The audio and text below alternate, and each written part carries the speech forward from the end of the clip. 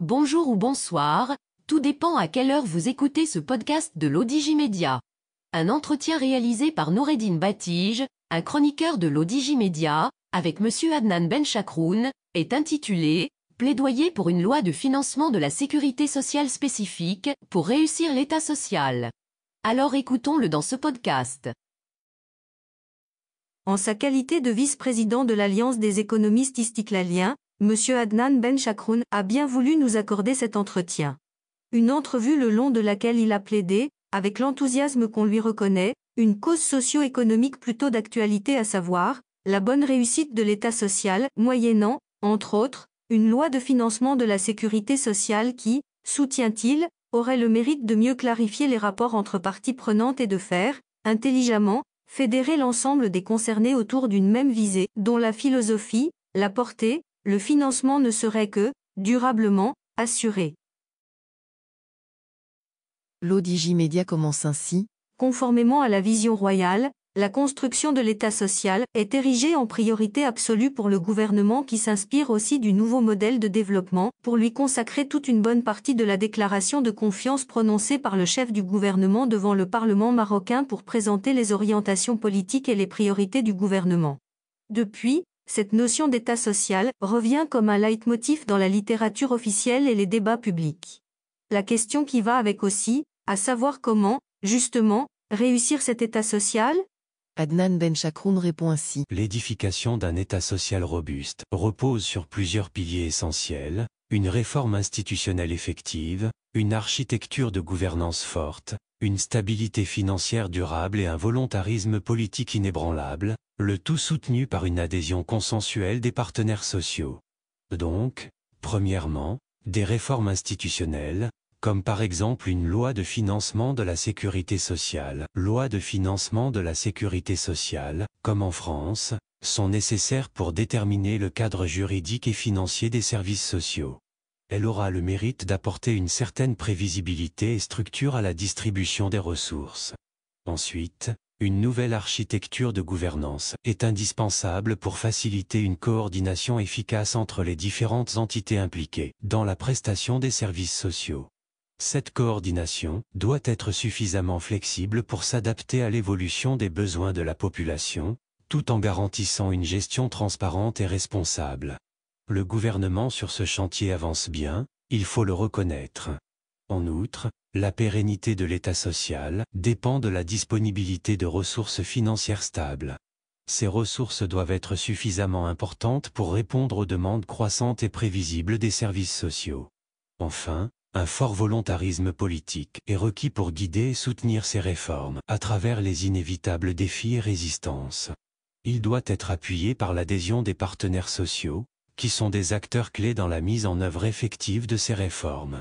En somme, pour consolider l'État social, une approche multidimensionnelle est nécessaire, intégrant des réformes institutionnelles, une gouvernance forte, une stabilité financière et une volonté politique inébranlable. L'Odigimédia pose la question ainsi. Partant de là, la construction d'un État social, en tant qu'objectif politique, passe-t-elle, nécessairement, par la mise en place d'une loi de financement de la sécurité sociale ? Adnan Benchakroun explique ainsi. La construction d'un État social, c'est-à-dire un État qui joue un rôle actif dans la protection sociale de ses citoyens, ne nécessite pas, nécessairement, une loi de financement de la sécurité sociale spécifique. Cependant, une loi de financement de la sécurité sociale peut être un outil très utile pour, justement, atteindre cet objectif et ce, pour plusieurs raisons. Une loi de financement de la sécurité sociale permet une plus grande transparence-responsabilité dans la gestion des dépenses de la sécurité sociale.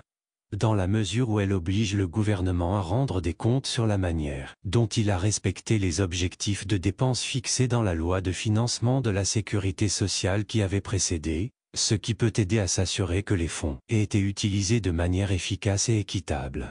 Une loi de financement de la sécurité sociale oblige également le gouvernement à présenter des prévisions de recettes et de dépenses pour la sécurité sociale pour les années à venir. Cela peut aider à anticiper les problèmes financiers futurs et à prendre des mesures pour les éviter, ce qui est d'une extrême importance pour la durabilité de l'État social dans le long terme. Parallèlement, en donnant au Parlement un rôle plus important dans la définition du budget de la sécurité sociale, une loi de financement de la sécurité sociale aide à ce que les décisions sur les dépenses sociales soient prises de manière plus démocratique et plus représentative. Une loi de financement de la sécurité sociale aide aussi à assurer la stabilité financière de l'État social dans la mesure où elle permet de fixer les objectifs de dépenses afférentes à la sécurité sociale et de prendre les mesures pour les atteindre. Aussi, faut-il noter que, pour construire un État social, la loi de financement de la sécurité sociale n'est qu'un outil parmi d'autres. La volonté politique, la capacité administrative et le soutien de l'opinion publique sont autant de facteurs à prendre, également, en considération pour atteindre un tel objectif. L'ODJ Média pose la question ainsi. Permettez-moi cette provocation, encore la France, toujours la France? Adnan Benchakroun précise sa pensée ainsi. Je suis un pragmatique. Quand je mène une réflexion ou propose modestement une idée, je ne me mets jamais hors champ. Le Maroc reste pour le moment, que qu'on le veuille ou pas et on peut même le déplorer, dans un corpus législatif très inspiré de la France. Et puis l'État a bien choisi un modèle d'État social, très inspiré de celui de la France et non anglo-saxon ni canadien ni chinois ni russe que je sache. Je parie d'avance que cet argument sera mis en avant par les détracteurs à cette proposition. L'ODJ Média pose la question ainsi. Le principe d'une loi de financement de la sécurité sociale existe-t-il ailleurs qu'en France? Adnan Benchakroun répond ainsi. La loi de financement de la sécurité sociale est une caractéristique spécifique du système français. Cependant, le concept général d'établir une loi pour financer les systèmes de sécurité sociale ou de santé existe dans de nombreux pays, bien qu'il puisse prendre différentes formes et noms. Par exemple, aux États-Unis, la loi Affordable Care Act, aussi appelée Obamacare, a été mise en place pour financer l'expansion de l'assurance maladie pour les Américains, qui n'étaient pas auparavant assurés. En Allemagne, le système d'assurance maladie est financé par des contributions des employeurs et des employés, encadrées par la loi. Cependant, ces lois peuvent ne pas être directement comparables à la loi de financement de la sécurité sociale en France, qui est une loi annuelle spécifiquement dédiée à la détermination des revenus et des dépenses de la sécurité sociale. Les autres pays ont des systèmes et des procédures législatives qui peuvent différer significativement. Chaque système de sécurité sociale a ses propres caractéristiques en fonction de la culture, de l'histoire et de la politique du pays dans lequel il s'applique. Cela sera aussi le cas pour le Maroc. L'ODJ Média pose la question ainsi. Alors, quand et pourquoi la France a-t-elle modifié la loi organique des finances pour créer la loi de financement de la sécurité sociale? Adnan Benchakroun précise ainsi. La loi de financement de la sécurité sociale a été créée en France en 1996 pour répondre à plusieurs besoins et problèmes identifiés dans le système de financement de la sécurité sociale. Je peux vous citer les principales raisons pour lesquelles cette loi a été mise en place. Avant la création de la loi de financement de la sécurité sociale, le budget de la sécurité sociale était principalement décidé par les partenaires sociaux, syndicats et organisations patronales, sans beaucoup de contrôle parlementaire. La loi de financement de la sécurité sociale a été créée pour donner au Parlement un rôle plus important dans la définition du budget de la sécurité sociale, augmentant ainsi la transparence et le contrôle démocratique. La loi de financement de la sécurité sociale a également été mise en place pour aider à assurer la stabilité financière de la sécurité sociale. Avant la loi de financement de la sécurité sociale avait souvent des déficits importants. La loi de financement de la sécurité sociale permet au gouvernement de fixer des objectifs de dépenses pour la sécurité sociale et de prendre des mesures pour les atteindre. La loi de financement de la sécurité sociale permet également une meilleure planification à long terme. Elle oblige le gouvernement à présenter des prévisions de recettes et de dépenses pour la sécurité sociale pour les années à venir, ce qui aide à anticiper les problèmes financiers futurs et à prendre, au bon moment, des mesures pour les éviter. Enfin, la loi de financement de la sécurité sociale a été créée pour s'assurer d'une certaine responsabilité. Elle oblige le gouvernement à rendre des comptes sur la manière dont il a respecté les objectifs de dépenses fixés dans la précédente loi de financement de la sécurité sociale, ce qui permet de mieux contrôler les dépenses de la sécurité sociale. Il est important de noter que la loi de financement de la sécurité sociale est une loi organique, ce qui signifie qu'elle a une importance constitutionnelle et qu'elle ne peut être modifiée que par une majorité spéciale du Parlement. C'est-à-dire l'importance de la sécurité sociale dans le système français et la nécessité de la gérer de manière responsable et transparente. L'ODigiMédia pose la question ainsi. Pourquoi créer une loi de financement de la sécurité sociale alors qu'il est toujours possible d'intégrer le tout dans une loi de finances classique? Adnan Benchakroun mentionne ainsi. Au risque de me répéter, la création d'une loi de financement de la sécurité sociale distincte de la loi de finances classique, qui concerne le budget de l'État, répond à plusieurs objectifs spécifiques, les dépenses de la sécurité sociale, assurance maladie, retraite, allocation familiale, etc., sont de nature très différente de celles de l'État. Elles sont principalement des dépenses sociales et sont financées par des cotisations sociales, et non par l'impôt normalement. Il est donc logique de les traiter séparément. Avoir une loi distincte pour le financement de la sécurité sociale permet d'assurer une plus grande visibilité et transparence sur ces dépenses. Cela permet aux citoyens et aux décideurs politiques de mieux comprendre comment l'argent est dépensé et de prendre des décisions plus éclairées. L'adhésion des salariés aux différentes cotisations, qui sont sur la feuille de paie me paraît important. Sans loi de financement de la sécurité sociale, le Parlement ne peut disposer que d'un rôle limité dans le contrôle des dépenses de la sécurité sociale. La loi de financement de la sécurité sociale permet d'accroître le rôle du Parlement dans ce domaine, renforçant ainsi le contrôle démocratique. La sécurité sociale n'a pas vocation d'être éternellement déficitaire ni à être financée par la dette et il y a lieu de le graver sur le marbre dans la loi organique de loi de financement de la sécurité sociale. Avoir une loi distincte permet de fixer des objectifs de dépenses spécifiques pour la sécurité sociale et de prendre des mesures pour atteindre ces objectifs, contribuant ainsi à une meilleure gestion financière. La loi de financement de la sécurité sociale oblige le gouvernement à présenter des prévisions de recettes et de dépenses pour la sécurité sociale pour les années à venir, ce qui aide à anticiper les problèmes financiers futurs et à prendre des mesures pour les éviter. Tout cela fait que par l'instauration d'une loi de financement de la sécurité sociale, permet une meilleure gestion, un meilleur contrôle et une plus grande transparence des dépenses de la sécurité sociale.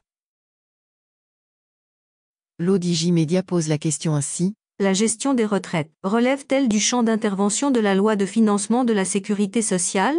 Adnan Benchakroun affirme. Oui, en France par exemple, la gestion des retraites en fait partie et couvre toutes les branches de la sécurité sociale, y compris l'assurance maladie, les accidents du travail et les maladies professionnelles, la famille, et les retraites. La branche des retraites est principalement financée par les cotisations sociales payées par les employeurs et les employés, ainsi que par certaines taxes et contributions. La loi de financement de la sécurité sociale définit les objectifs de dépenses pour la branche des retraites, ainsi que les mesures pour atteindre ces objectifs. Cela signifie que le Parlement, lorsqu'il examine et vote la loi de financement de la sécurité sociale, a un rôle dans la définition du budget pour les retraites. Cela comprend des décisions sur des questions telles que le niveau des pensions de retraite, l'âge de la retraite, et les règles pour l'accumulation et le versement des droits à la retraite. Ainsi toute réforme, je dirais plutôt toutes les réformes des retraites qui suivront, qu'elles soient paramétriques ou systémiques, trouvera à travers une loi de financement de la sécurité sociale un véhicule législatif plus judicieux à mon avis. Il est important de noter que, bien que la loi de financement de la sécurité sociale donnerait au Parlement un rôle dans la gestion des retraites, d'autres acteurs, tels que le gouvernement, les partenaires sociaux, syndicats et organisations patronales, et les caisses de retraite, jouent également un rôle important dans ce domaine. L'ODigiMédia pose la question ainsi. Qu'en est-il des allocations familiales, des aides directes et des indemnités pour perte d'emploi? Adnan Benchakroun indique ainsi. Les allocations familiales et les indemnités de perte d'emploi font également partie de la loi de financement de la sécurité sociale en France.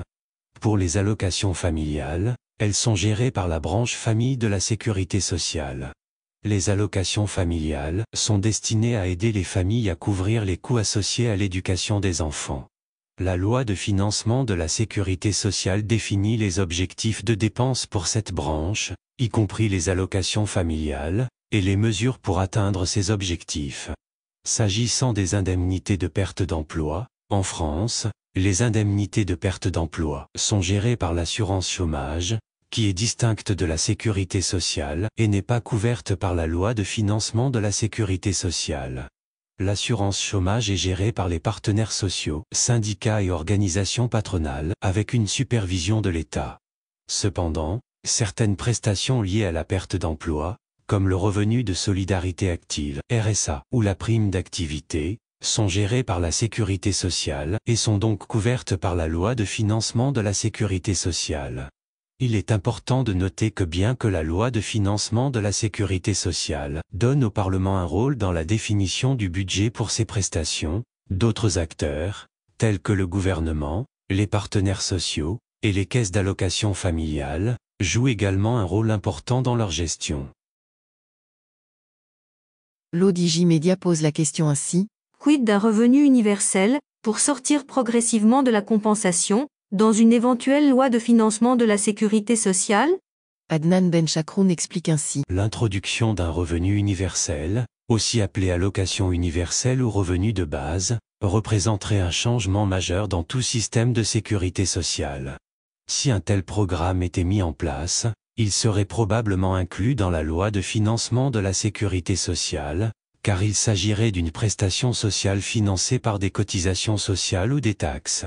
La loi de financement de la sécurité sociale définirait alors les objectifs de dépenses pour le revenu universel et les mesures pour atteindre ces objectifs. Cela pourrait inclure des décisions sur le montant du revenu universel, les critères d'éligibilité et les sources de financement. Cependant, il est important de noter que la mise en place d'un revenu universel nécessiterait une volonté politique forte et un large soutien public. Il y a de nombreux débats sur les avantages et les inconvénients du revenu universel, et sa mise en place nécessiterait une réflexion approfondie sur des questions telles que son coût, son impact sur l'incitation au travail, et sa justice sociale. Enfin, il convient de mentionner que la mise en place d'un revenu universel pourrait nécessiter des modifications législatives importantes, en fonction de la manière dont il est conçu et financé. L'ODJ Média pose la question ainsi. A-t-on, préalablement, besoin d'une révolution culturelle avant d'asseoir cet État social? Adnan Benchakroun précise sa peine ainsi. L'instauration d'un État social fort et durable nécessite des changements substantiels, qui peuvent être qualifiés de révolutionnaires, mais cela ne signifie pas nécessairement une révolution culturelle, au sens classique du terme. Plutôt que d'une révolution violente ou radicale, l'État social nécessite une transformation progressive et consensuelle des valeurs, des attitudes et des comportements de la société. En effet, pour que les réformes institutionnelles, la nouvelle architecture de gouvernance, et la pérennité des ressources financières se concrétisent et soient acceptées par la population, il faut un changement culturel qui valorise la solidarité, l'égalité et la justice sociale. Cela implique de favoriser une culture d'inclusion sociale, d'équité et de respect des droits de l'homme. Ce changement culturel peut être facilité par l'éducation, la sensibilisation, et l'engagement des citoyens et des partenaires sociaux. Il peut aussi être encouragé par des leaders politiques et sociaux, qui défendent ces valeurs et modèles. En somme, plutôt qu'une révolution culturelle, au sens tumultueux, il faut une évolution culturelle ayant pour connotation plus de solidarité et d'égalité. L'ODJ Média pose la question ainsi. Dispose-t-on des ressources humaines qu'il faut au niveau de la gouvernance pour, justement, mener à bien cette évolution culturelle? Adnan Benchakroun attire l'attention sur le fait que la réussite de cette évolution culturelle vers un État social plus fort dépend fortement des ressources humaines, en particulier au niveau de la gouvernance. Les personnes qui occupent des postes de gouvernance et de leadership jouent un rôle clé dans le façonnement de la culture organisationnelle et sociale, et leur engagement en faveur de la solidarité et de l'égalité est crucial pour stimuler le changement. Tout d'abord, les leaders doivent posséder une vision claire de ce que signifie un État social fort et équitable.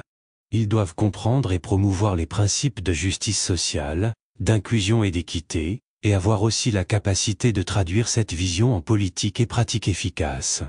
Ensuite, ils ont besoin de compétences en gestion du changement, pour naviguer à travers les résistances et les obstacles, qui peuvent surgir lors de la mise en œuvre de réformes institutionnelles et de changements dans la gouvernance. Cela inclut la capacité de communiquer efficacement la nécessité du changement, de gérer les conflits, et d'encourager l'adhésion des partenaires sociaux et de la population en général. En outre, ils doivent être capables de mobiliser et de développer les talents au sein de leur organisation, en favorisant une culture de l'apprentissage continu et en valorisant la diversité et l'inclusion. Enfin, les leaders doivent faire preuve d'intégrité et d'exemplarité. Ils doivent être perçus comme des modèles de comportement éthique et social, pour inspirer et gagner la confiance des citoyens et des partenaires sociaux. En somme, les ressources humaines, en particulier au niveau de la gouvernance, sont essentielles pour conduire l'évolution culturelle nécessaire à l'instauration d'un État social fort. Je reste convaincu qu'un tel projet peut faire l'unanimité dans la classe politique marocaine. L'ODJ Média conclut l'entretien par la question suivante. Vous êtes optimiste pour ce projet d'État social? Adnan Benchakroun conclut ses réponses ainsi. Vous savez, à mon âge j'ai certes plusieurs maladies chroniques, comme tout le monde, mais j'ai aussi la maladie du triplement de la personnalité. Je m'explique, au petit déjeuner, je suis optimiste, au déjeuner je suis sceptique, et au dîner je suis pessimiste, mais j'ai encore la chance d'avoir un sommeil profond, pendant lequel je rêve en couleur d'un Maroc émerge. Et ce n'est qu'une idée, une proposition, une contribution lancée comme une bouteille à la mer, elle s'échouera, j'espère, un jour sur le rivage d'une plage de la capitale entre les pieds d'un ministre des Finances. L'ODJ Média indique ainsi. Merci Monsieur Adnan Benchakroun pour ces réponses, et à très bientôt pour un autre entretien, une autre thématique. Réalisé par l'ODJ Média, élu par l'intelligence artificielle de l'ODJ Média. Merci d'avoir écouté ce podcast de l'ODJ Média, ce bouquet de supports numériques, portail, magazine mensuel connecté, web radio et web TV. N'oubliez pas de télécharger notre application l'ODJ Mobile sur Play Store et de vous abonner à notre chaîne YouTube l'ODJ TV. Vous pouvez, aussi, nous suivre sur nos réseaux sociaux, Instagram, Facebook, TikTok, LinkedIn et Twitter. Ou encore, vous inscrire sur notre newsletter quotidienne à partir du portail l'odj.ma. Alors, on se dit au prochain podcast de nos chroniqueurs de l'ODJ. Et à très bientôt, si et seulement si vous le voulez bien.